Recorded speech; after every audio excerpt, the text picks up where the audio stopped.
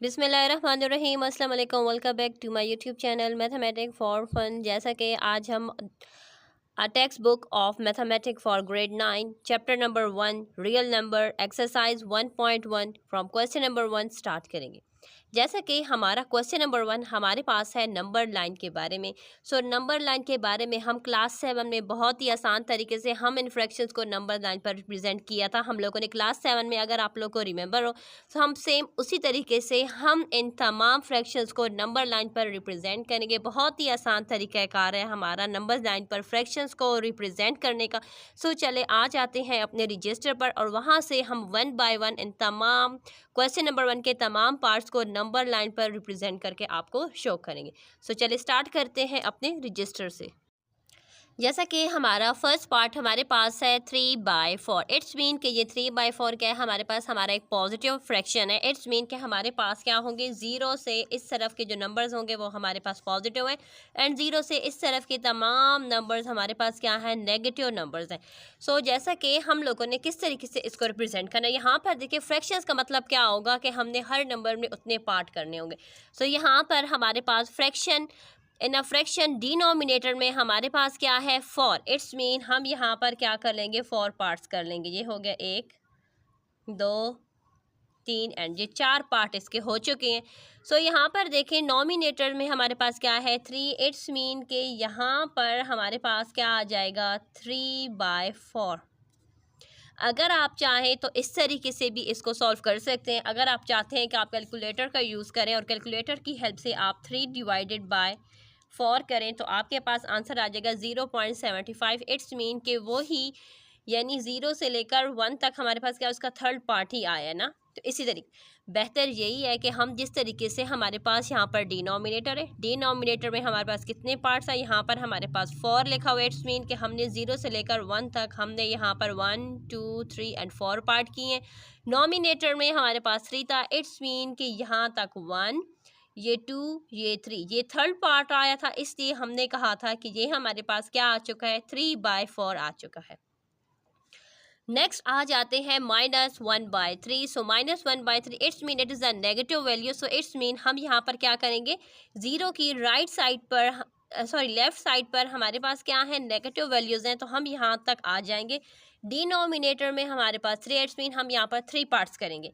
ये हो जाएगा 1 2। यहाँ पर देखिए ये हमारे पास कितने पार्ट्स हो चुके हैं, 1 2 3 3 पार्ट्स हो चुके हैं। ये हमारे पास क्या है, -1। इट्स मीन के यहाँ पर हमारे पास क्या आ जाएगा, -1/3। ये हमारा आ चुका है -1/3।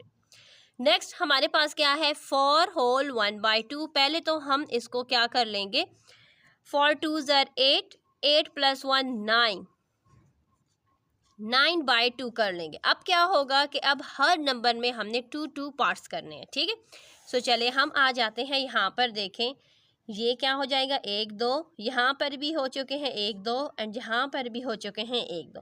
अब हमारे पास क्या है, टोटल 9 है। इट्स मीन के यहाँ पर ये हो जाएगा इसका 1 2 3 4 5 6। इसी तरीके से ये हमारे पास आ चुका है हमारे पास।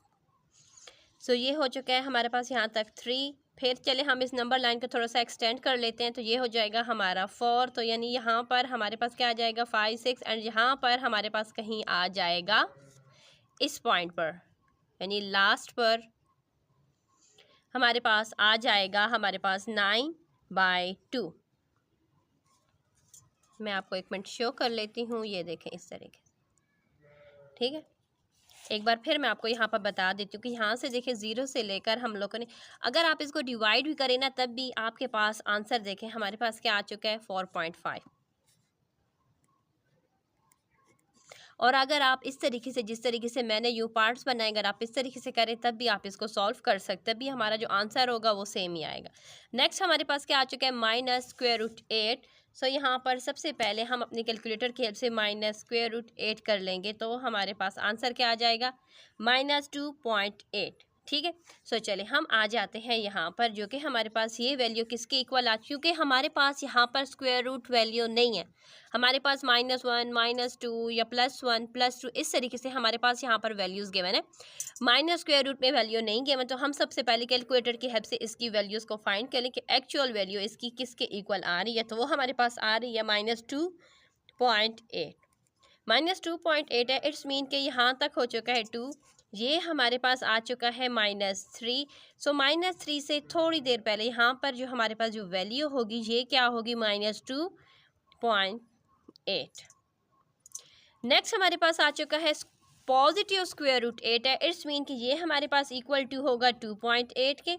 सो यहाँ पर देखिए ये हमारे पास आ चुका है +3। यहाँ पर जो हमारी वैल्यू होगी वो होगी हमारे पास, हम लिख देंगे स्क्वायर रूट 8। ठीक है, अगर यहाँ पर स्क्वायर रूट 8 है, यहाँ पर तो मैंने -2.8 लिख दिया है, अगर आप ये लिख दें या आप -√8 लिख दें, बात क्या है हमारी बराबर की है। सही है। अब हम आ जाते हैं अपने नेक्स्ट पेज की तरफ। नेक्स्ट हमारे पास है -4 1/2। जैसे कि हमारे पास ये वैल्यू पॉजिटिव में भी गिवन थी, अब ये वैल्यू हमारे पास आ चुकी है नेगेटिव में। सबसे पहले हम क्या कर लेंगे, -4 2 8 + 1 9/2, यानी नेगेटिव वैल्यू से इट्स मीन हम नेगेटिव साइड पर इसको करेंगे। तो यहाँ पर देखें हर उसमें हम 2 पार्ट्स कर लेंगे।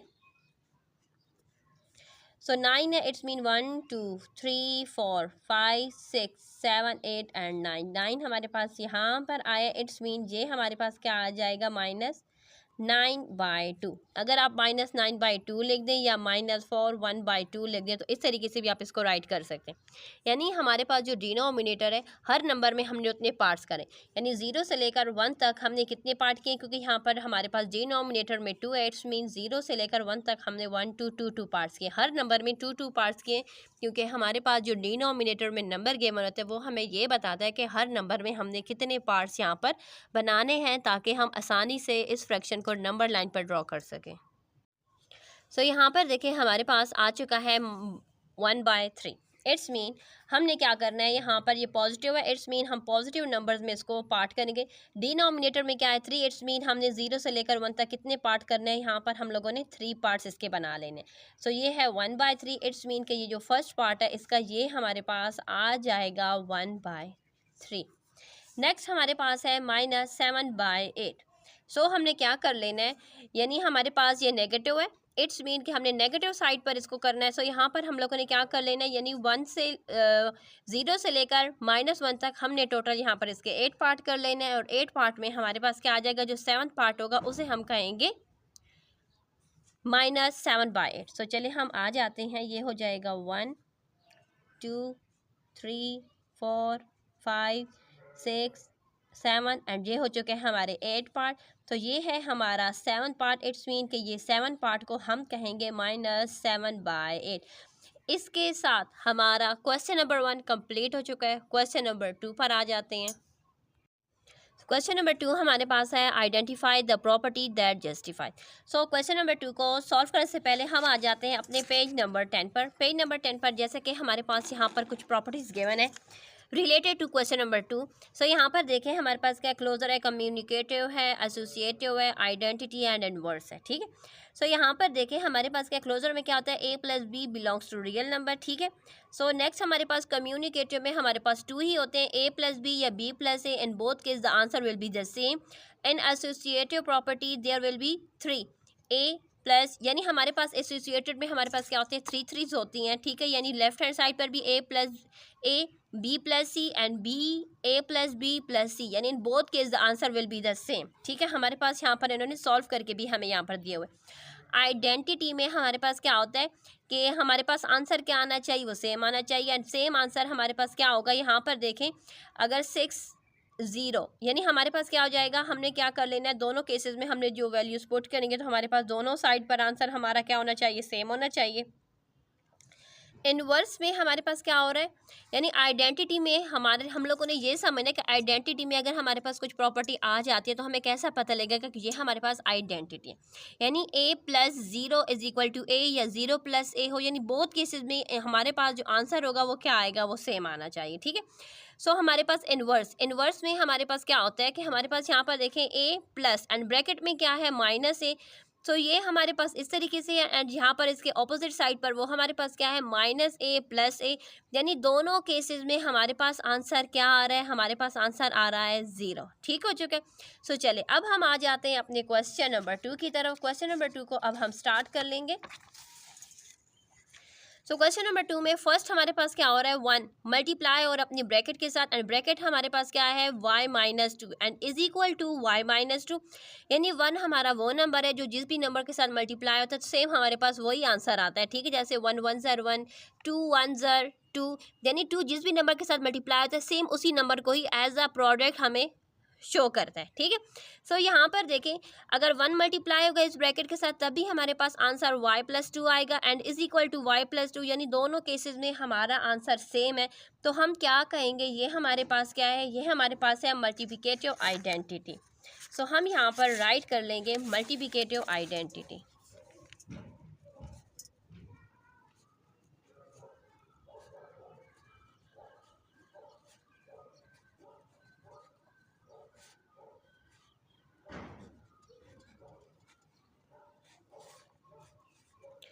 नेक्स्ट हमारे पास है यहाँ पर देखें 0.2 को जब 5 के साथ मल्टीप्लाई करें तो इज इक्वल टू 1। सो यहाँ पर देखें 0.2 को, तो हमारे पास आंसर 1 ही आता है। इट्स मीन कि यहाँ पर भी आंसर 1 है इज इक्वल टू 1। सो ये हमारे पास क्या है, हमारा मल्टीप्लिकेटिव इनवर्स है। ठीक है, सो हम यहाँ पर लिख देंगे मल्टीप्लिकेटिव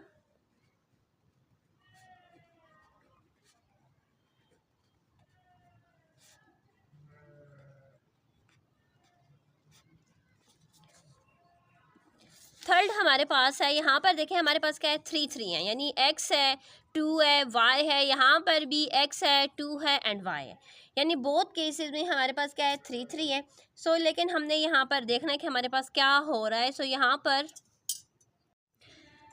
पर अगर हम फोकस करें तो हमें ये अंदाज़ा हो रहा है कि हमारे पास यहाँ पर भी ब्रैकेट में x प्लस टू है, यहाँ पर भी ब्रैकेट में x प्लस टू है। It mean x plus two हमारे पास एक ही नंबर है। ठीक है, यानी हमने इसको एज अ सिंगल नंबर ही कंसिडर करना है इस ब्रैकेट को। यानी यहाँ पर देखें, यानी ये हमारे पास क्या हो रहा है, हमने कंसिडर करना है कि ये हमारे पास x प्लस टू हमारे पास किसके इक्वल है, x प्लस टू को हमने इस तरीके से यहाँ पर देखें हमने यूँ शो करना है कि ये हमारा जो x प्लस टू है ये हमारे पास a है एंड y हमारे पास क्या है b है। तो यहाँ पर देखें according to this given condition, तो ये हमारे पास क्या हो जाएगा a plus B is equal to b plus a।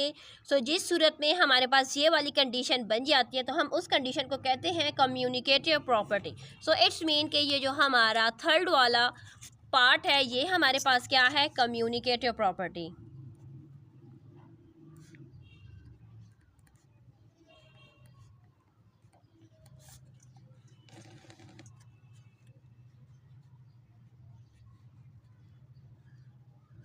Communicative property of addition. तो यहाँ पर मेरे पास जगह नहीं है तो मैं यहाँ पर प्लस का साइन लगा रही हूँ। ठीक है, लेकिन आप लोगों ने यहाँ पर एडिशन की कंप्लीट स्पेलिंग्स को यहाँ पर राइट करना है। नेक्स्ट हम आ जाते हैं पार्ट नंबर 4 की तरफ। पार्ट नंबर 4 में अगर हम देखें तो यहाँ पर हमारे पास क्या है minus 3b plus 3b is equal to 0, यानी ये हम पढ़ चुके थे कि अगर हमारे पास यहाँ पर माइनस होगा यहाँ पर प्लस होगा तो ये हमारे पास अकॉर्डिंग टू द प्रॉपर्टी जो कि हम लोगों ने अभी आप लोग के साथ पेज शेयर किया था उसके अकॉर्डिंग ये हमारे पास क्या आ जाएगा, ये हमारे पास आ जाएगा एडिटिव इनवर्स। हम इस प्रॉपर्टी को कहेंगे एडिटिव इनवर्स।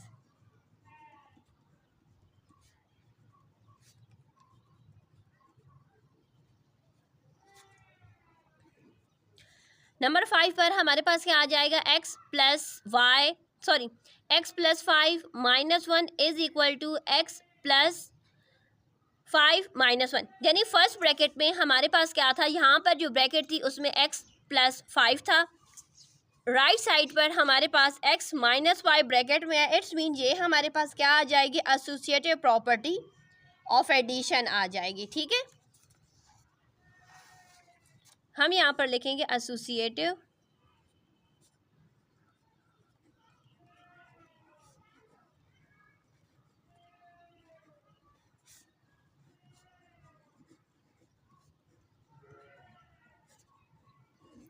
नंबर 6 पर हम आ जाते हैं। नंबर 6 हमारे पास है -3, ब्रैकेट में हमारे पास है 2 minus y is equal to, ये हमारे पास इक्वल टू है -6 प्लस 2y। सो यहाँ पर देखें तो हमें ये अंदाज़ा हो रहा है कि ये हमारे पास क्या आ रहा है, यानी जब ये 3 मल्टीप्लाई होगा अपनी ब्रैकेट के साथ, यानी ये हमारे पास कुछ इस तरीके से गिवन है।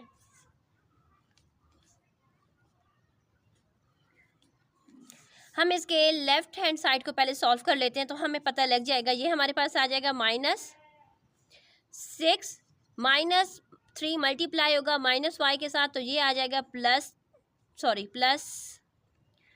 3y। इट्स मीन के दोनों केसेस में हमारे पास जो वैल्यूज़ हैं वो क्या हैं, इक्वल हैं। तो हम यहाँ पर लिखेंगे distributive property of multiplication over subtraction, ठीक है, क्योंकि यहाँ पर सबसे पहले क्या मल्टीप्लिकेशन हो रही है, देन उसके बाद क्या हो रही है, यहाँ पर सब्ट्रैक्शन हो रही है। सो हम यहाँ पर लिख देंगे डिस्ट्रीब्यूटिव